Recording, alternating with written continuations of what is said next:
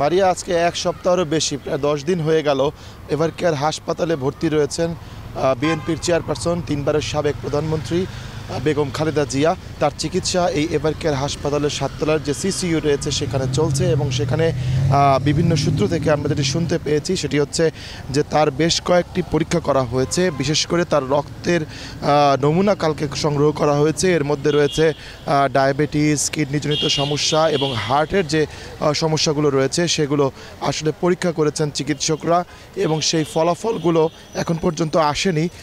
বিকাল নাগাদ সেই ফলাফলগুলো পাওয়া যাবে এমনটি বিভিন্ন সূত্রে, বিশ্বস্ত সূত্রে আমরা জানতে পারছি। একই সাথে তার হার্টের কিছু চিকিৎসা করা হয়েছে, ইকোকার্ডিওগ্রাম, এর আগে করা হয়েছিল তার কোলোনোস্কোপি। তো সব কিছু মিলিয়ে তার যে রিপোর্টটি রয়েছে সেই রিপোর্ট নিয়ে গতকাল রাতে একবার মেডিকেল বোর্ড বৈঠকে বসেছিলেন।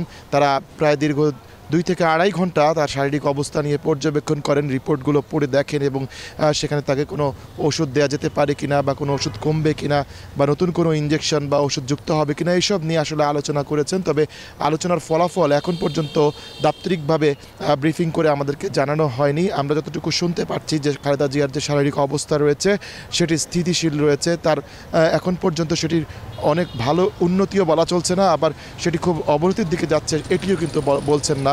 তো সব কিছু মিলিয়ে তার শারীরিক অবস্থা বলা চলে যে স্থিতিশীল রয়েছে।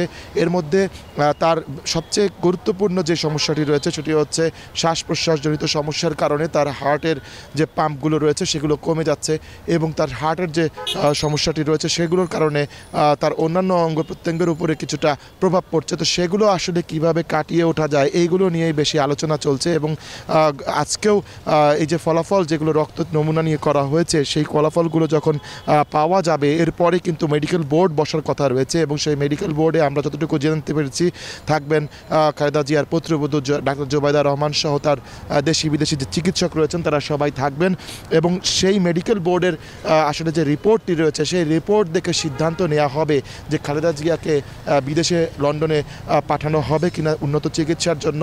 যদিও আজকেই ঢাকায় আগামীকাল মঙ্গলবার ঢাকায় যে এয়ার অ্যাম্বুলেন্সটি রয়েছে জার্মানি থেকে সেটি আসার কথা রয়েছে এবং সেই অ্যাম্বুলেন্সটি 10 তারিখে ঢাকা ত্যাগ করার কথা রয়েছে, এরকম এভিয়েশন সূত্র থেকে আমরা জানতে পারছি এই তথ্যগুলো। তো সেই প্রস্তুতিও কিন্তু রেখেছেন চিকিৎসকরা। এখন এইসব বিষয়ে আসলে সবুজ সংকেত পাওয়া মাত্রই চিকিৎসা বোর্ডের তাকে বিদেশ নেওয়া সম্ভব হবে এমনটি বলছেন বিভিন্ন সূত্র।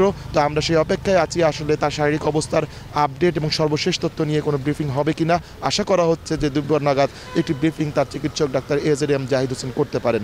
তো মারিয়া, এই ছিল এভারকেয়ার হাসপাতালের সামনে থেকে আমার কাছে সব শেষ তথ্য।